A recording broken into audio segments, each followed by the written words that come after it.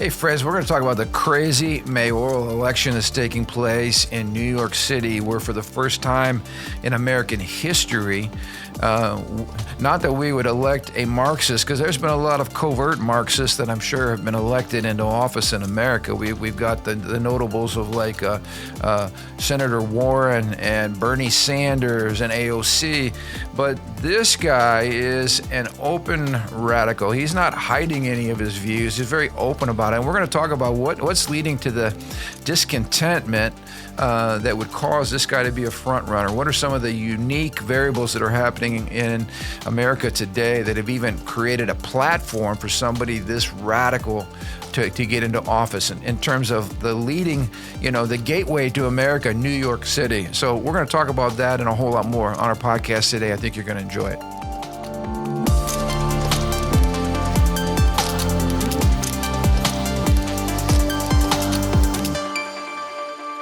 Hey, welcome to the Ron Johnson Discipleship Podcast. We are so excited to be with you today. Lots of great things going on in our culture. And as always, we want to make a good attempt to bring the Lordship of Jesus Christ and biblical worldview to help us understand what's happening.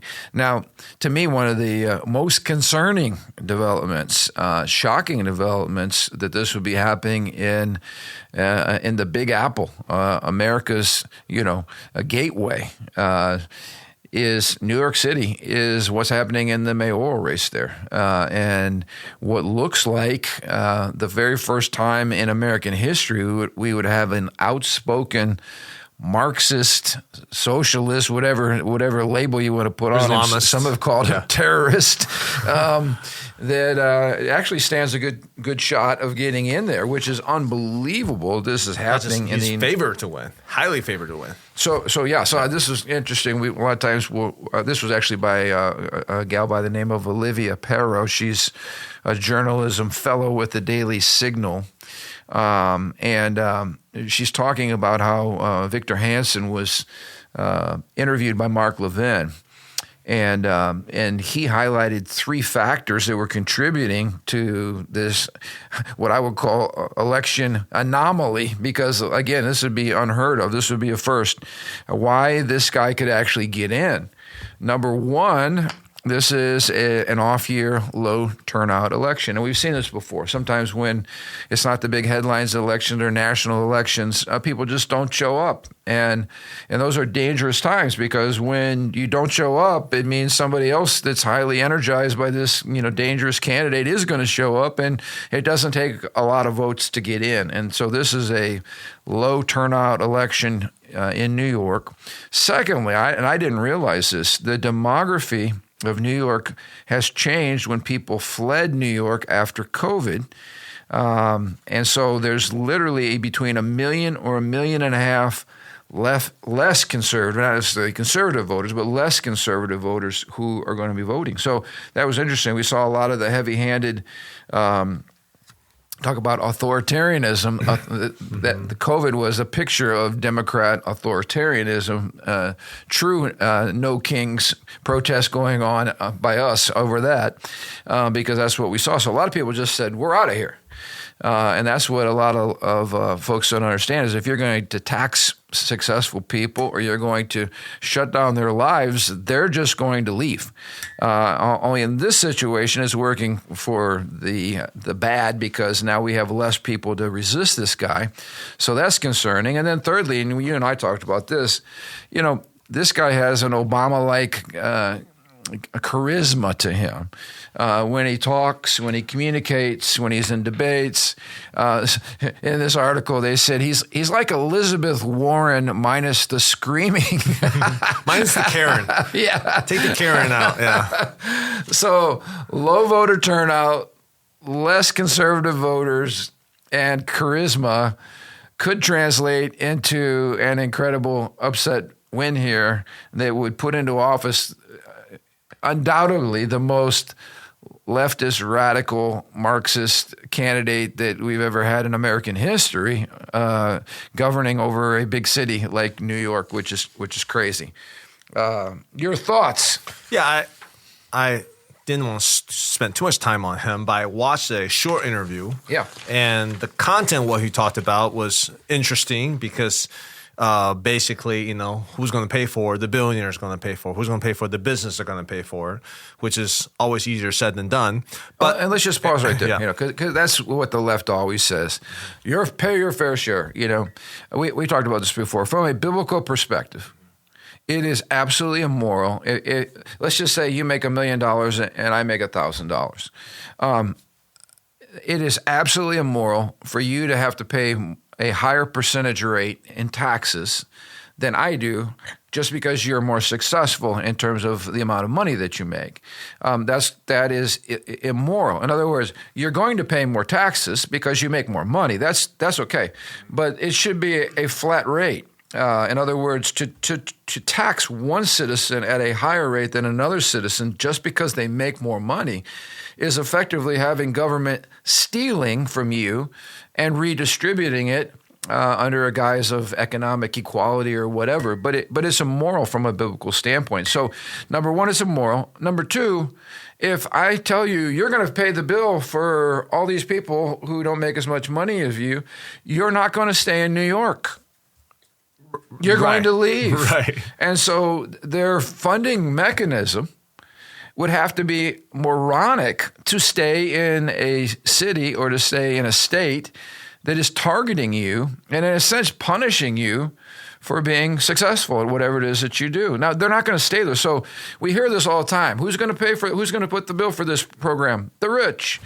I just want to say that is a massive assumption that is erroneous from the start. Yeah, and again, people talk about the billionaires and whatnot. Well, I'll tell you, the billionaires have their tax set up in the way that they are really insulated from a bunch of these things. And guess what? The billionaires have infrastructure to leave your state or leave your city. Yes. So it's really not the billionaires who's going to pay for it. It's the people who are like a high income earners. But again, these people have high school bills because they train themselves for years. They study really hard. So it's just not what people think it looks like. It's not as simple as this. And like you said, like if I'm not incentivized to work harder, if I have to work twice as hard as the next person to make this amount of money, to have higher income, to add greater value, and I'm punished for it, I'm going to go to a place that's going to reward me for it. Hence the exodus from California, New York, England, etc. So, absolutely.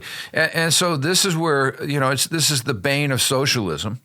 Yeah, I think Margaret Thatcher said, socialism works great until, you steal all the money from the rich and then there's basically no more money. You run out of left. other people's money. Yeah, you run out of other people's money. So what happens is it just increases the misery level for more people.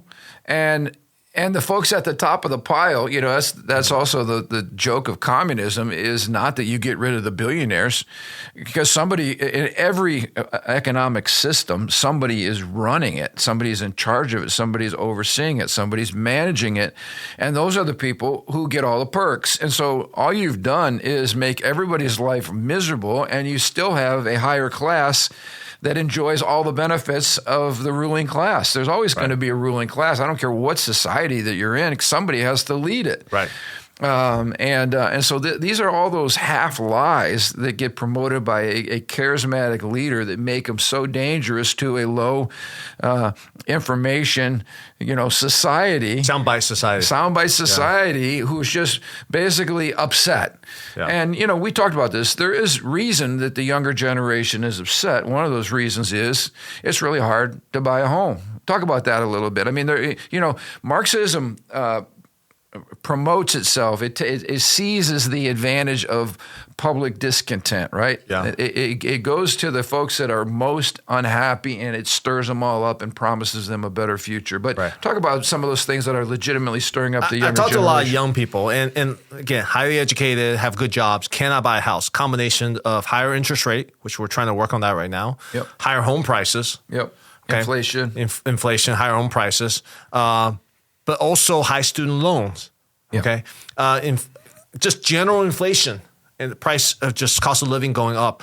And what it does is it causes a discontent among young people. And I think research has shown that home ownership leads to stability in the nation. When you own a home, you're not just renting. It causes you to feel settled. This is your community. You tend to vote. You tend to care more about politics. You tend to care about more school board. You tend to care about who's the principal of your school because this is your because you own this land, right? And you tend to have more kids too. On top of that, I was going to say children as well, because the biggest conversion factor for moving from what we would call a libtard to a conservative is when you have kids. Yeah. Because you realize, okay, all these things that I used to think were important or that I promoted are not really going to help at all in terms of the future generation. Do I want my kids believing all this stuff and acting these ways? No, I don't. So home ownership and family and then children. Now, this is interesting, in our situation, and I was having this conversation with a black couple who are members of our church just last week. I said, the reason that some communities struggle is because of the breakdown of the family. Like, okay, how do my kids get a down payment on their house? Well, you can do that in two ways. In our situation, I couldn't write them a big check, but I said, hey, why don't you come and stay with us? And we have a basement apartment. And we let them save their money for a down payment, so they just bought a nice starter home. If my wife and I are not together, we've been divorced or separated, I might not be able to do that because now our resources just got divide and conquer kind of thing. And I shared with them, when you don't come from a stable family, you don't have mom and dad there to help you get financially established. Like, generally speaking, your parents will leave you resources that it took them their whole lives. It might be a house that's paid off. Yeah. It might be some savings. It might be some investments. But when they pass it on to their children. That gives you a head start on a family that has none of that. Maybe it was blown up by, addiction or violence or abuse or divorce or whatever, but they don't have that. And when you go to a lot of urban areas, there are no established families that are remaining. There is no economic transfer the way that it was meant to be. In fact, the Marxists hate all of that. They hate the family. They want to blow all that up because they realize there is a distinct advantage in Christian households in terms of wealth development. And so at least those kids would have a head start on others that don't have that family support. And so I could see where, it gets to be really, really hard. If you're living in a place like New York City and rent is through the roof, how in the world are you ever supposed to have any extra that you could put towards savings to save up for a down payment on a house? Cost of living is super expensive. Yep. So you're trapped. Basically, you feel trapped. So Mandani, when I heard him speak, I could tell why he was so winsome because he has high conviction. I think he truly, I don't really know, but he sounds like he really believed in this. He's a young man. Yeah. What somebody said was that they were struck not by his radicalism, but by his open radicalism. Yeah. I mean, most of the folks like Bernie Sanders and AOC, maybe not as much AOC, but the more mature socialists, they know that if they're outspoken in your face about their radicalism, it'll turn most voters off. Yeah. But this younger generation is in a Democratic Party, which I just want to say openly, people would say in the past, well, hey, Jesus isn't a Democrat or a Republican. In other words, they were trying to say both parties have their problems and don't try to baptize Jesus. And I get that at some level. But let's just be honest. The old Republican or the old Democratic Party has completely imploded. They don't look anything like your grandma's Democratic Party, right? And what they're pushing now, they've been completely co-opted by the progressives in that party that are all Marxist. And so they're not ashamed about it anymore. They're just out in your face. Let's get rid of police. Like who would have come up with a crazy idea like that 50 years ago? I mean, nobody's going to say that. Even 10 years ago, to have people saying the police are the enemies. ICE agents are the enemies. They're the Nazi Gestapo agents. I mean, this is just craziness. And yet now it is being openly espoused by the Democratic Party. These are the new face of the Democratic Party. And that was one of the things, too, that the columnist pointed out when you look at this, they're basically saying Mandani represents the zeitgeist of the evolving Democratic base, which is all about open radicalism. So they're not even hiding it. It is the future of the Democratic Party. And I can unashamedly, I know I'll take heat for this, but I can unashamedly say, how in the world can any Christian in any way, shape, or form be identified with the current Democratic Party? This program is about biblical worldview. When you look at biblical worldview and you compare it with the current Democratic Party and what they stand for, show me where there's overlap in terms of what we believe. And again, that's not saying the Republican Party doesn't need reformation, but I mean, we're a two-party system. We have to land somewhere.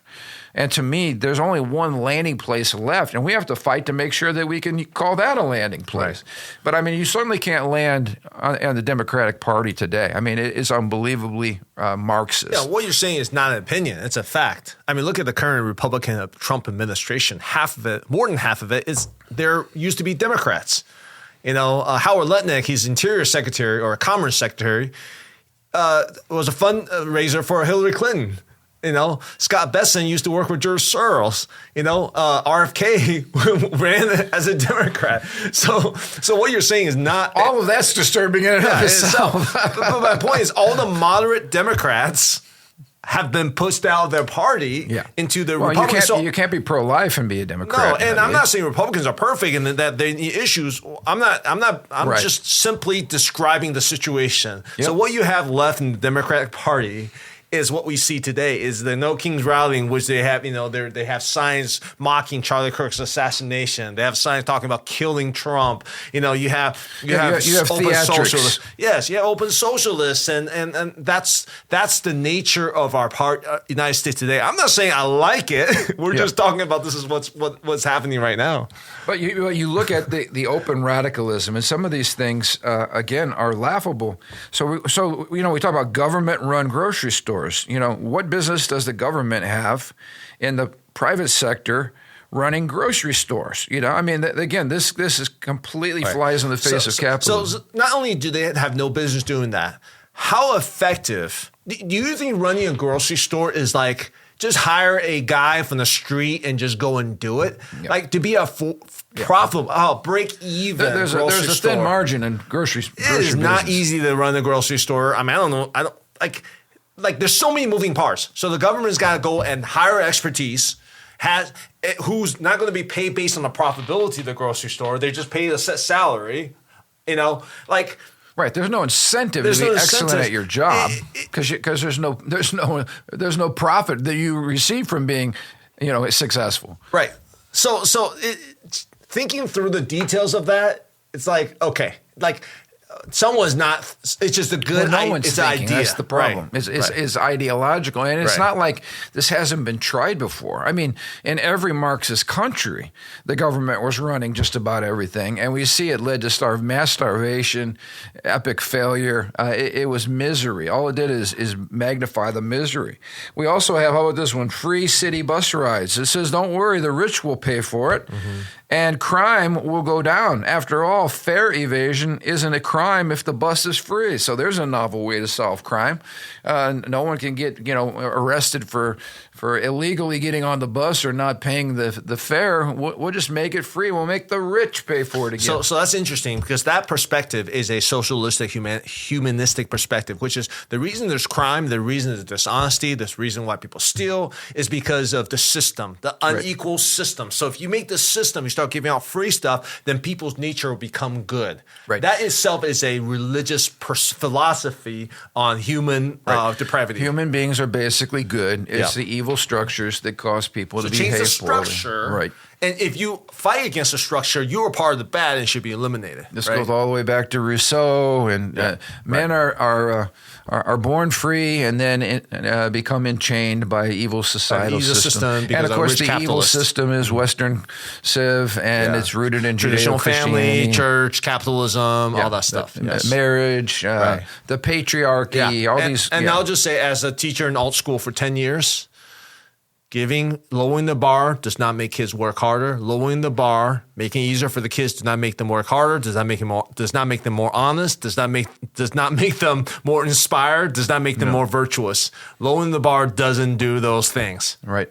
And you saw that, so here I thought this was always interesting. So here we got this amazing program that's been created to help these kids who are struggling. They have someone like you that is incredibly highly educated, I would say overeducated, there to work with these students, and you still found that because there was really no incentive personally and no motivation that they still didn't take advantage. Well, what I found is the virtuous kids. There are many great kids there. There are many great kids who belong to that program. They will achieve whether it's easy or hard. Right. But the kids who are lazy and the kids who don't want to work, I can lower the bar all I want. Right. And they will lower themselves even more so. Yep. So at some point, I'm just like, I can't lower the bar anymore. I have to hold a certain standard. If you don't get past it, you don't get past it. Right. Whereas the kids who want it, they want you to raise the bar. Yeah. So that virtue doesn't come by. There's only so much system manipulation to inspire virtue. Right. And this gets back to, the folks on the left all talk about equity. That's the new thing.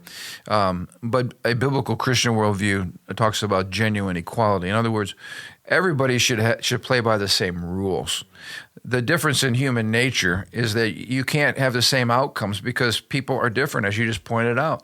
You'll find people that generally want to work hard. You'll find those who don't, and you can't program that out of your system.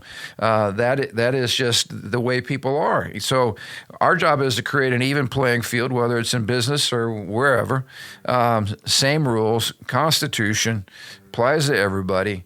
But equity says, no, I'm going to take from the successful person and I'm going to give the same amount of money to the person who's done nothing and has no desire to keep it or to invest it or to save it or to use the principles that lead you to be successful. Well, you make a great point because you can't stifle motivation by creating a corrupt system, a system in which, if you work hard, you're not incentivized. You can't stifle it.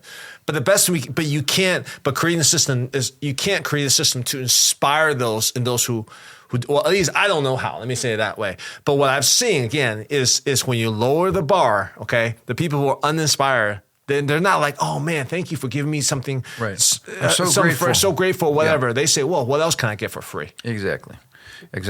And we see that over and over. That's why socialism is an epic failure.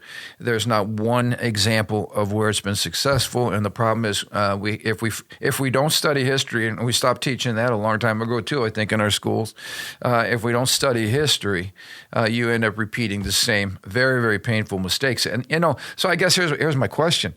If this guy really has a shot becoming the mayor of New York City, what's the future for the rest of our major urban centers?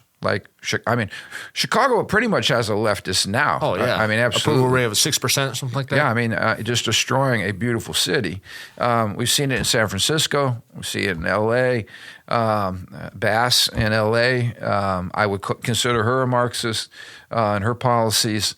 So we're seeing this entrenchment, and I think to your point, you're saying, okay, first of all, we've got to change some of the underlying economic realities that are leading to our, especially younger people, being more sympathetic to these terrible, terrible government policies. Yeah. And it's multi-pronged. I think the Trump administration is aware of some of these things. He's been attacking. One of his favorite person to attack is. I'm not saying I even agree with how he attacks it. Is the Federal Reserve.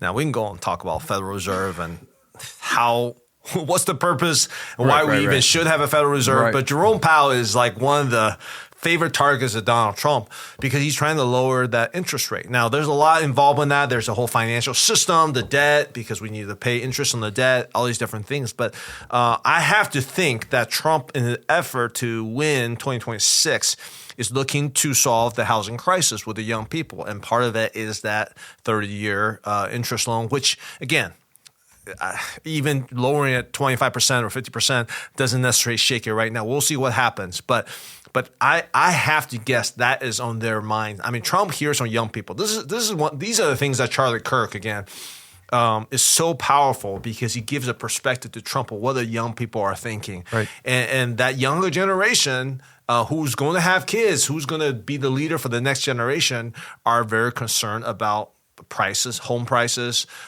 food prices, cost of living, student loans. So these are things that the Trump administration should, I think they're equipped for it. I'm hopeful because I think they're aware. They're aware of what's going on. Yeah. So I'm concerned at the deeper character level because you can change all these things and, again, give people opportunity. Mm-hmm. But if you don't want to work, if you don't want to save, if you don't want to do the things that are required to set yourself up, then you just want the government to take care of you. And when I look at a lot of these, protests, and you look at who's out there, it's like, what's your job? Who's letting you come out here and dress like a pink bunny and hold your sign up on the street? Who are you working?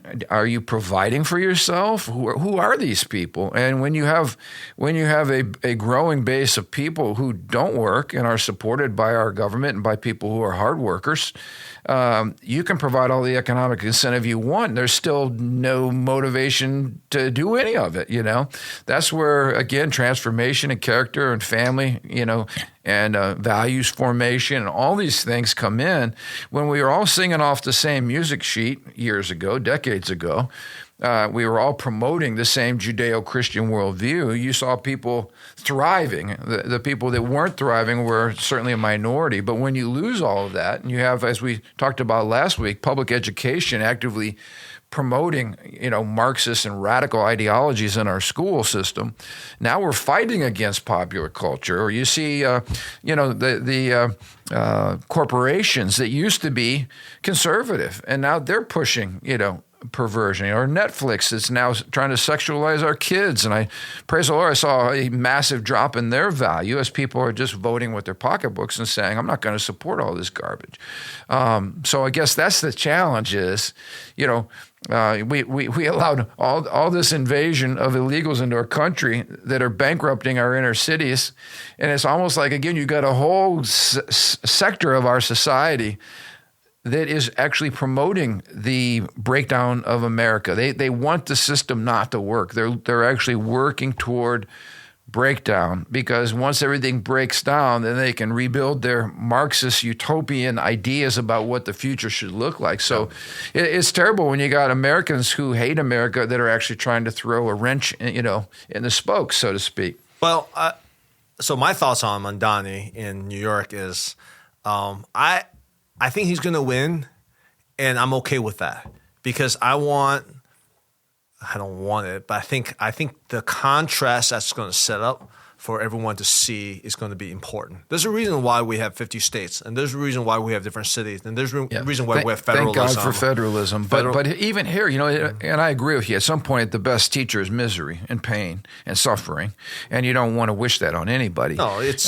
the price of stupid. You get what you get, and guess what? Like, I've heard of people talking about Democrats who are openly fearful of Mandani winning New York and going to the midterms, because midterms we got some contrast to do, and people can see what's going on in New York City. Well, and I've heard this too. I mean, these again are not like religious conservatives that are talking. They're saying there will be a mass exodus of the whole business sector from New York City. They're just going to gut that city. And who wants to stay there in that kind of craziness? Well, and also the other point we mentioned, in addition to terrible ideas like government-owned grocery stores or government-owned anything, we also talked about free bus rides, which free anything is not free. Someone's paying for it. And then how about this one? We're going to defund the police, but we don't want to say that because this guy has his own security team that's guarding him. So that would be very hypocritical.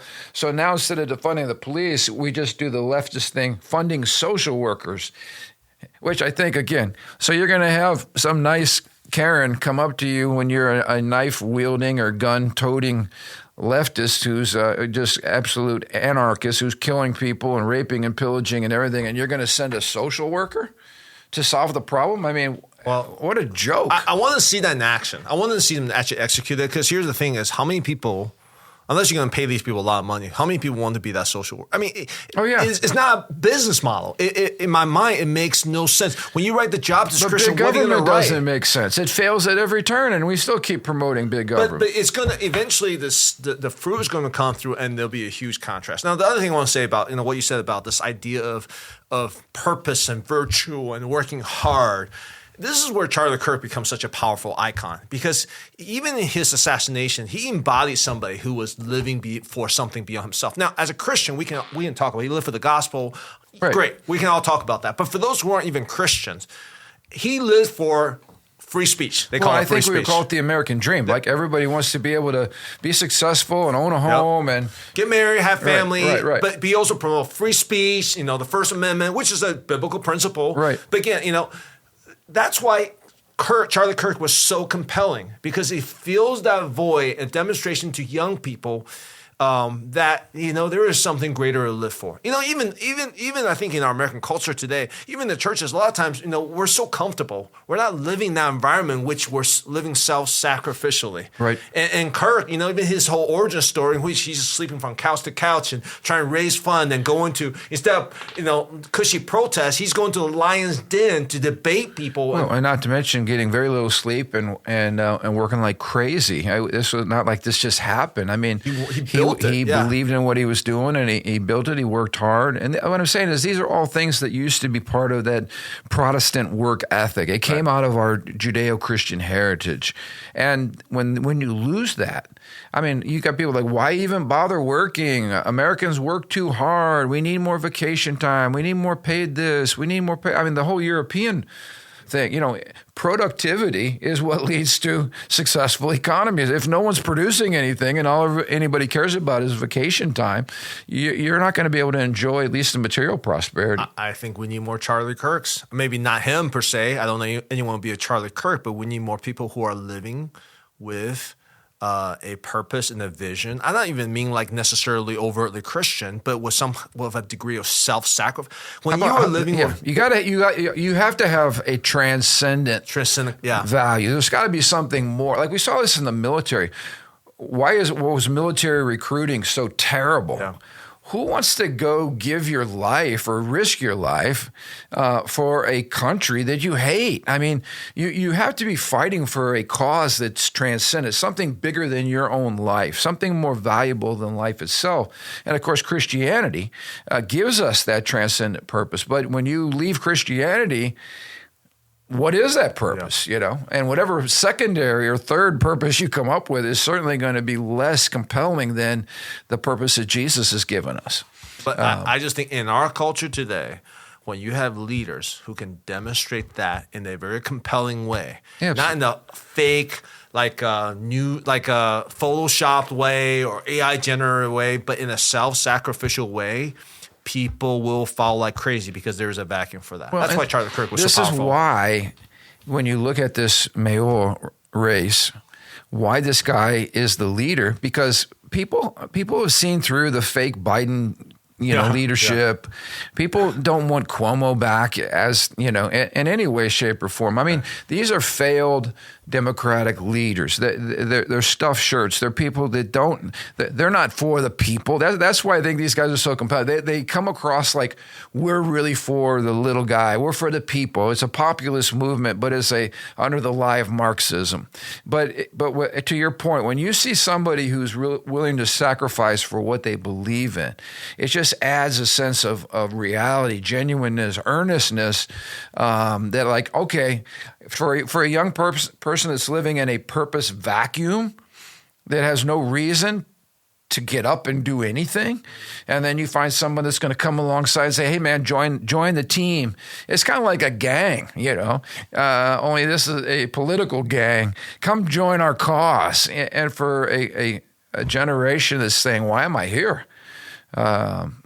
Who am I? We used to start with being created in the image of God. You're created on purpose for a purpose. And when you remove that Judeo-Christian foundation, it's like, well, who am I? Why am I here? And what's the point? I can't even afford my rent. Yeah. Screw this. I need to find some other thing to live for, because this isn't working very well. And I think it's just it's a dangerous mixture where the enemy exploits that for his purposes. And at the end of the day, nobody wins. Everybody loses.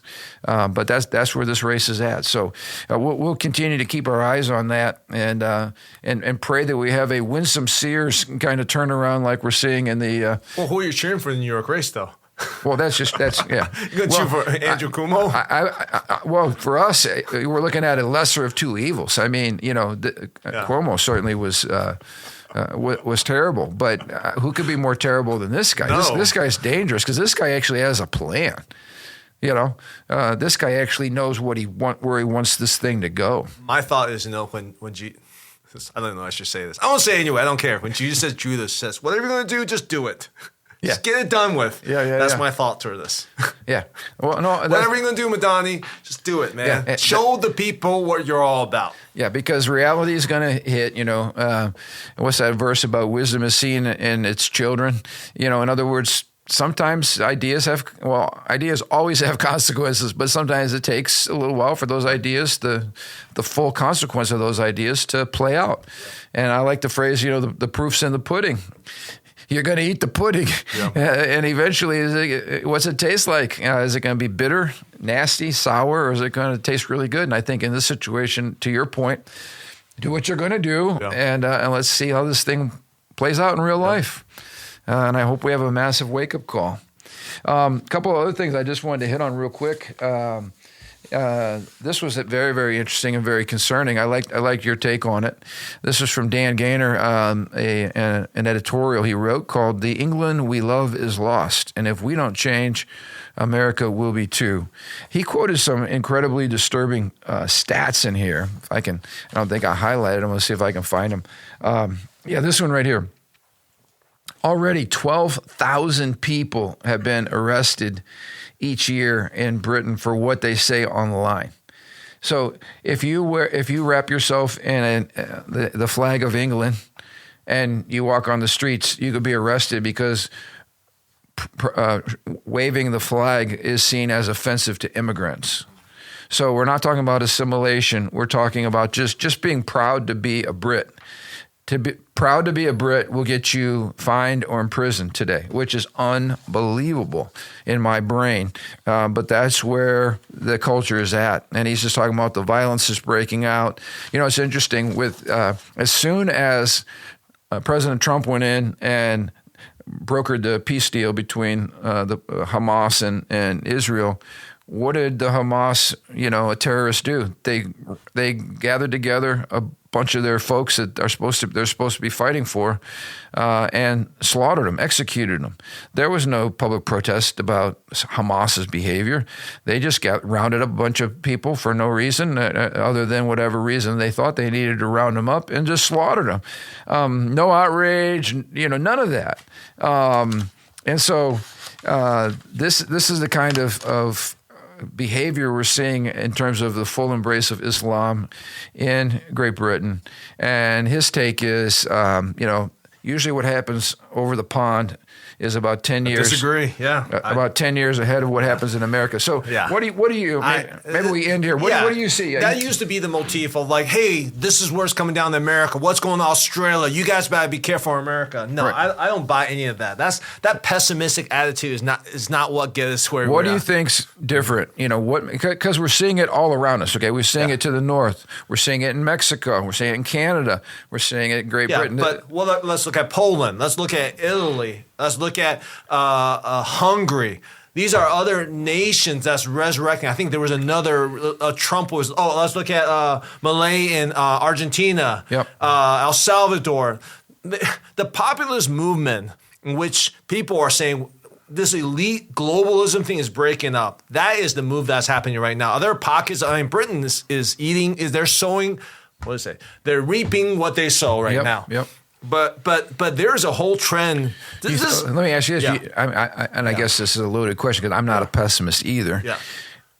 But in our lifetime, does Britain ever come back from what? That I don't know, but certainly it's possible. It's possible. There's a million man march after Charlie Kirk was assassinated to protest. I think Tommy Robinson organized that. There are still patriots in Britain, but what's happening in Britain to me is a reckoning, but it was also helping us understand why the First Amendment was such a powerful thing, because they don't have a First Amendment in England. We got to understand, in a lot of these nations, there is no Bill of Rights. Right. So America is by nature a very, very different organization. Yeah, England inspired our Bill of Rights. Yeah, England inspired, but we took it to the next level because we didn't want kings, right? So going back to the No Kings protest. But the whole idea is I will bet on America right now. We are trending up and to the right on so many different levels, on so many different things. And we're saying, hey, this movement for the people, for America first, I think a lot of nations are seeing it as leaders and they're recognizing how powerful it is. So I don't have that pessimism. I'm not saying there's not ups and downs. Or things that we should be concerned about. I mean, there certainly are always going to be battles. Yeah. But I just, that pessimistic, like America, you better watch out, whatever. That's a lot of times people will have used fear and to promote their views and their hits and clickbaits and stuff like that. So this is my thought. I think to inspire people to action, fear is a temporary movement to get people going for a little bit. Yep. But hope and joy and optimism is much better at motivating people in the long term. I agree. So guess what? Stop using the fear, the anger, the whatever is going to come, the world's going to... No. The kingdom of God is ever growing. The prophecy of Daniel says, at the end times there will be a kingdom that's ever growing. It's going to be better and better and better. And I'm tired of people dooming and glooming. And the younger generation are not inspired by that. They're unimpressed by that. They want to know that things are going to get better. I mean, they want to have hope. Donald Trump's 80 years old. He's 79, 80 or whatever it is. And he's a guy who's been shot at, whatever. And at one point he says, you know what? We can change the trajectory of America. I don't agree with everything he says, but that optimism and that will he has to say we can build peace, we can make things better. I mean, if an 80-year-old can do that, I think the younger people can do that too. That's good. Hope is the non-negotiable, for leadership. You can't inspire people while you're on a sinking ship. No. And I think what we saw in that last election was so eye-opening. I've used this, from the pulpit before, but this whole doom, gloom, everything's going to get worse. I mean, we were on the cliff of doom and gloom, like we were gazing at Mordor in the distance, and we saw a rapid reversal in a short amount of time. And what appeared to be this growing darkness was falsely propped up by the propagandist media and some of the people with the biggest megaphones. But what we saw was, wait a minute, there's still a lot of us who share the same values, who love America, who love Christ. There's more of us than we thought. Well, I'm not saying there's no price to be paid. Charlie Kirk was assassinated. Yeah. People were in prison, jail for all of their silence. Their accounts were lost. People got debanked. There's price. But again, just focusing on all those things doesn't see the big picture, which is God's doing something, God's moving in a powerful way. He's using people that I would never think he would use, but who am I? And we just want to be part of that. And we invite everyone around us to join this, and not just the movement of Livingstone's Church, but the movement of God in our nations today. Yeah. And revival is the key. We have to change people's hearts, and then we have to disciple their minds, which is why, the Great Commission is so important. Don't just get people to make a commitment to Jesus. Teach them all things, including an understanding of freedom and liberty and representative government and all these things that have led to just capitalism, that have led to untold blessing in America. That is our hope. Yeah. So I'm with you on that. But boy, I tell you what, when you start seeing the movement around us in America getting encircled, with some of these crazy Marxist, leftist, globalist stuff, it is a time to go back to Charlie Kirk's comments. We have got to seize this moment more than ever. The next 3 or 4 years, we've got to be more bold than ever, and we've got to recover a lot of lost ground. Yeah. And we have to have a long-term perspective. I do hope the Lord comes, next week. But if he doesn't, we better have a long-term perspective, because we need to occupy until he comes. So thank you guys for watching the podcast today. It's always a treat to be with you. And, Andrew, just even last Sunday, it was great. Some people come up and say, hey, really love the podcast. We watch you guys listen to you every week. And so anyway, I just really just want to say on a personal note, thanks for letting us know about the feedback. Our desire in 2026 is to have greater exposure and, build the platform broader and wider than we ever have before. So pray for Andrew because he's responsible to make that happen. All right. No, it's actually Matthew, our producer, is responsible for that. It's going to be you next. Anyway, so we need to go into prayer and fasting quickly, all right? No, just kidding. We'll see you guys next Thursday.